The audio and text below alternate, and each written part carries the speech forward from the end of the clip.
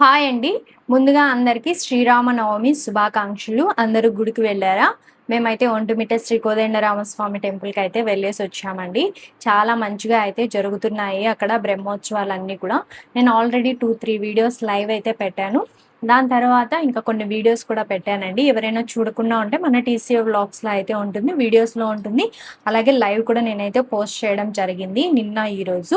అక్కడికి వెళ్ళి అందరూ కూడా చూసేయండి. అలాగే మీరు ఏ గుడికి వెళ్లారు అని చెప్పేసి కింద కామెంట్ సెక్షన్‌లో అయితే తెలియజేయండి. ఇప్పుడు మనం 'mad for each other' show review గురించి అయితే చెప్పబోతున్నాను. ఎపిసోడ్ 13 అయితే కొంచెం డల్‌గా అలాగే యావరేజ్ ఎపిసోడ్ లాగా అయితే ఉందండి. అంత హైప్ అయితే లేదు. అంత లోగా ఏం లేదు. యావరేజ్‌గా అయితే ఉంది ఈ ఎపిసోడ్‌లో. 2 మాత్రం చాలా చాలా మంచిగా అయితే అనిపించాయండి నాకు. ఏంటి అంటే హరిత హరీష్ గారు అలాగే నటరాజ్ మాస్టర్ డైనోసార్ గాడ్జిల్లా మాదిరిగా కొట్టుకున్న వాళ్ళు ఈరోజు రాజీకొచ్చేసి చాలా మంచిగా కలిసిపోవటము. హరిత గారు అలాగే నీతు గారు హగ్ చేసుకోవడము.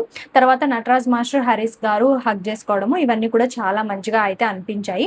నెక్స్ట్ వచ్చేసరికి సోనియా సిద్ధు వీళ్ళు గాసిప్స్ బ్యాచ్ లాగా అయితే అయిపోయారండి. ఎందుకంటే చాలా మంచిగా ఇద్దరు కూర్చొని మాట్లాడుకోవటము, పేర్లు చంపుకోవడము, పేర్లు చూడమని సోనియా సిద్ధుని అడగటము. ఇవన్నీ కూడా నాకు చాలా ఎంటర్‌టైన్‌మెంట్‌గా చాలా నవ్వునైతే తెప్పించే విషయాలన్నీ కూడా ఈ 'మ్యాడ్ ఫర్ ఈచ్ అదర్' షోలో అయితే జరిగాయి.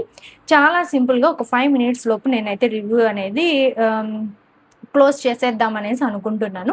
ఫస్ట్ వచ్చేసరికి ఇంకా ఆసియా, నూకరాజు వీళ్ళిద్దరూ కూడా ఇంక పారడైస్‌లో ఉన్నారు కాబట్టి, ఆసియా వచ్చేసి ఒకరికి ప్లేట్ కడిగింది అని చెప్పేసి ఏదో చాక్లెట్స్ ఇవన్నీ ఇచ్చినట్లుంది.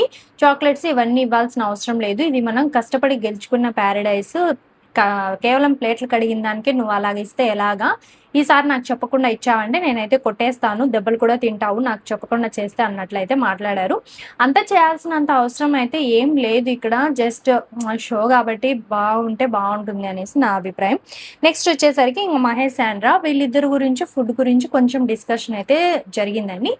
నెక్స్ట్ ఈ డిస్కషన్ అయిపోయిన తర్వాత తరకిట తరకిట తత్తయి అని సాంగ్ అయితే వచ్చింది. ఇంకా ఆ మ్యూజిక్ వచ్చింది అంటే శ్రీముఖి గారైతే లవ్ మ్యాన్షన్‌లోకి ఎంటర్ అయ్యారు. ఇంకొక గేమ్ అయితే పెట్టారండి. ఏంటంటే హై ఇన్ లవ్ అని చెప్పేసి ఒక గేమ్ అయితే పెట్టారు. అంటే ఎవరి మధ్య ఎంత అండర్‌స్టాండింగ్ ఉంది. అలాగే కంపారబిలిటీ అంటారు గదా! అది ఎంతుంది వైఫ్ అండ్ హస్బెండ్స్‌కి అని చెప్పేసి టెస్టింగ్ చాలా మంచిగా అనిపించింది. అలాగే చాలా ఇంట్రెస్టింగ్‌గా అనిపించింది నాకు ఈ గేమ్ అయితే. అలాగే ఇంతకు ముందుగా గెలిచిన 5 జోడీస్ వచ్చేసి గేమ్ అనేది ఆడతారు. అలాగే ఇంకా మిగతా వాళ్ళు 4 జోడీస్ వచ్చేసి అక్కడే ఉండిపోతారండి. ఇంకొక జోడీ మిస్ అయ్యారు గదా! హరిత, హరీష్ గారు. హరిత గారికి హెల్త్ ప్రాబ్లమ్‌గా ఉంది అని చెప్పేసి హరీష్ గారు కూడా అక్కడికైతే రాలేదు. కానీ ఇక్కడ నేను వెళ్ళిపోతే అక్కడ ఏం జరుగుతుందో, అక్కడ నేనుంటే ఇక్కడ హరిత గారికి ఏం అవసరమో అన్నట్లుగా అతనైతే పోలేదు. అక్కడే ఉన్నారు. నెక్స్ట్ వచ్చేసరికి గోల్డెన్ కపుల్ ఎవరైతే ఉన్నారో వాళ్ళకి ఒక గోల్డెన్ ఆపర్చునిటీ అయితే ఇవ్వడం జరిగిందండి. ఏంటి అంటే ఇప్పుడు ఆడుతున్న 5 జోడీస్‌లో అంటే వాళ్ళు కాకుండా మిగతా 4 జోడీస్‌లో ఆడని వాళ్ళ జోడీస్‌లో ఎవరినైనా తీసుకోవాలి, స్వాప్ చేయాలి అంటే మీరు ఎవరిని స్వాప్ చేస్తారు? అని చెప్పేసి శ్రీముఖి గారైతే అడిగారు. అడిగినప్పుడు నూకరాజు ఏం చెప్పారంటే, "మేము ఎవరిని కూడా స్వాప్ చేయాలనుకోవటం లేదు. ఎందుకంటే ప్రతి ఒక్కరు కూడా కష్టపడి ఈ స్టేజ్ దాకా అయితే వచ్చారు. మేమైతే స్వాప్ చేయలేదనేసి అనుకుంటున్నాము" అనేసి అన్నారు.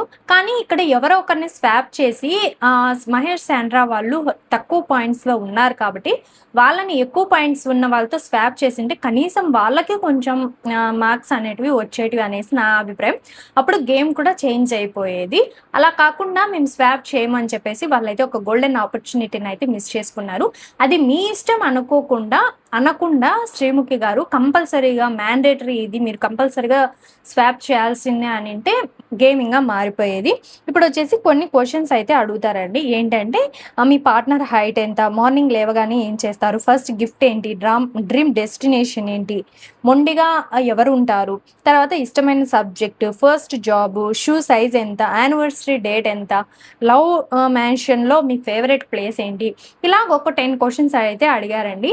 ఫస్ట్ 5 క్వెషన్స్‌కి ఎవరైతే టపా ఆన్సర్స్ చెప్తారో వాళ్ళొచ్చేసి ఒక్కొక్క మెట్టు అయితే ఎక్కడం జరుగుతుంది. 5 కంప్లీట్ అయిపోయిన తర్వాత వాళ్ళ పార్ట్నర్‌కి ఐ లవ్ యూ అని చెప్పిన తర్వాత ఒక బాంబ్ అయితే బ్లాస్ట్ అయిపోతుంది. అప్పుడు వాళ్ళకి ఫస్ట్ అయితే వస్తారు. ఆ ఫస్ట్‌కి సంబంధించి వాళ్ళకైతే మార్క్స్ అయితే ఇవ్వడం జరిగిందండి. వాసంతి కళ్యాణ్ వాళ్ళొచ్చేసి 3 క్వెషన్స్ వరకు కూడా చాలా తక్కువగా అయితే ఉన్నారు. తక్కువగా ఉన్నప్పటికీ కూడా వాళ్ళే ఫస్ట్ వచ్చారు. చాలా మంచిగా అయితే అనిపించింది నాకు. అలాగే శివ ప్రియాంక వీళ్ళు చాలా మంచిగా అయితే ఆడతారనేసి నేనైతే ఎక్స్‌పెక్ట్ చేశాను. కానీ వాళ్ళే లీస్ట్ పొజిషన్‌లో అయితే ఉండడం జరిగిందండి. నెక్స్ట్ వచ్చేసరికి ఫస్ట్ పొజిషన్‌లో వాసంతి వాళ్ళు 25 మార్క్స్. నెక్స్ట్ సంధ్య బ్రిటో వాళ్ళు 20 మార్క్స్. నూకరాజ్ వాళ్ళు 20 మార్క్స్. భాను, జాను, ప్రియాంక, శివ వీళ్ళొచ్చేసి 15 మార్క్స్‌తో అయితే ఉన్నారండి. ఇప్పుడు ఇవన్నీ అయిపోయిన తర్వాత మళ్ళీ ప్రియాంక అండ్ శివ వీళ్ళిద్దరూ అయితే గొడవ పడతా ఉంటారు.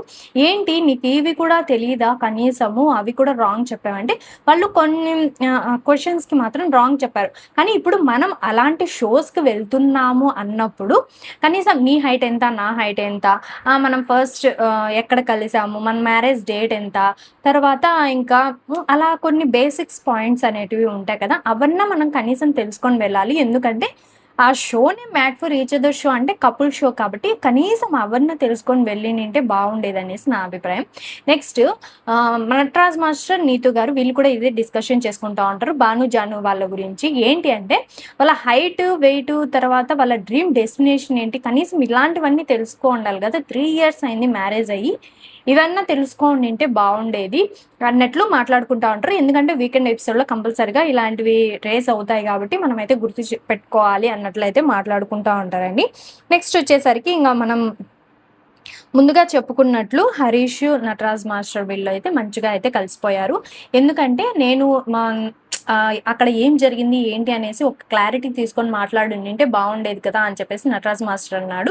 అప్పుడు హరీష్ గారు కూడా నేను షేక్ హ్యాండ్ ఇవ్వడానికే కొంచెం ఇబ్బందిగా ఫీల్ అవుతాను. అలాంటిది హగ్గులు ఇవన్నీ అంటే నాకు నచ్చవు అన్నట్లు వాళ్ళిద్దరు కలిసిపోవడం, నీతు మాస్టర్ అలాగే హరిత గారు కలిసిపోవడం చాలా మంచిగా అనిపించింది. అలాగే వీళ్ళ యానివర్సరీ అని చెప్పేసి కళ్యాణ్, వాసంతి వాళ్ళకి కొంచెం డిన్నర్ లైట్ క్యాండిల్ ఇవన్నీ కూడా అరేంజ్ చేయడం జరిగింది. ప్రేమ్ గురు అయితే సర్ప్రైజ్ ఇవ్వడం జరిగింది. వాళ్ళ ఫ్యామిలీ నుంచి విషెస్, వీళ్ళ ఫ్యామిలీ నుంచి విషెస్ చాలా మంచిగా అయితే అనిపించింది. చాలా లెవెల్‌గా అయితే ఎపిసోడ్ అయితే అయిపోయిందండి.